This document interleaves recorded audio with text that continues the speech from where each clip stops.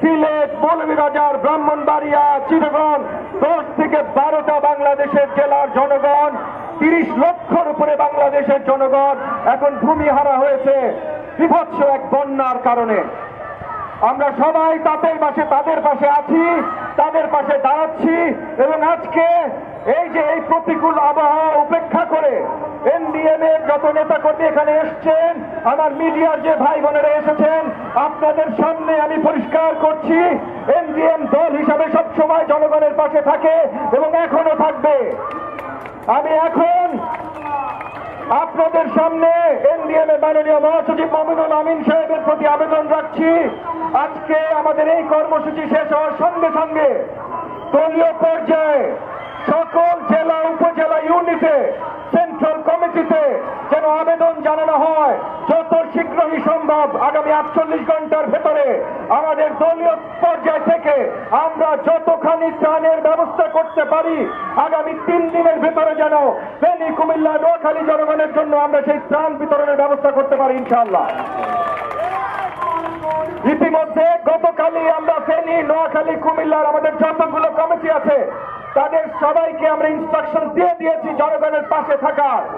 তবে অত্যন্ত দুঃখজনক হলো সত্যি যে আমাদের এই কমিটির অনেকের নেতৃত্বে যারা আছেন তাদেরই অনেকের বাসা ডুবে গেছে, তারা অনেকে এখন থাকার জায়গা খুঁজে পাচ্ছে না, খাওয়া খুঁজে পাচ্ছে না।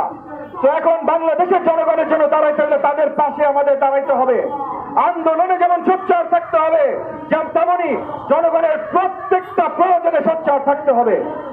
এবং একই সাথে বলতে চাই, আজকে ভারত নিয়ে আমাদের কথা না বললেই হয় না।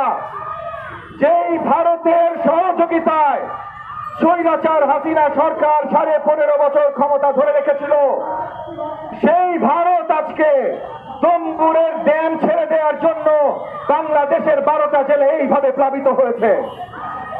আমি বলছি না ভাই শুধুমাত্র ভারতের জন্যই প্লাবিত হয়েছে, না, আবহাওয়া অনেক বিষয় ছিল, তবে যেইভাবে আকস্মিকভাবে গতকাল 12টা জেলা ডুবে গেছে, এইটা যদি ভারত এই তম্বুরের ড্যাম না ছাড়তো তাইলে ডুবতো না। এইটার জবাব ভারতকে দিতে হবে। আওয়ামী লীগ বাদ দেন, এই শেখ হাসিনা যতবার সরকারে এসছে 96 সালে, 2014 সালে, 2022-23 সালে বারবার করে ভারতের সাথে ওয়াটার শেয়ারিং চুক্তি করেছে। পদ্মা নদী, ফেনী নদী, তিস্তা 100টা চুক্তি করেছে, কোন একটা চুক্তিতেও আমাদের দেশের লাভের মতো কিছু লেখা নাই। প্রত্যেকটা চুক্তিতে ভারতকে এগিয়ে দিয়েছে, বাংলাদেশকে পিছিয়ে দিয়েছে। এই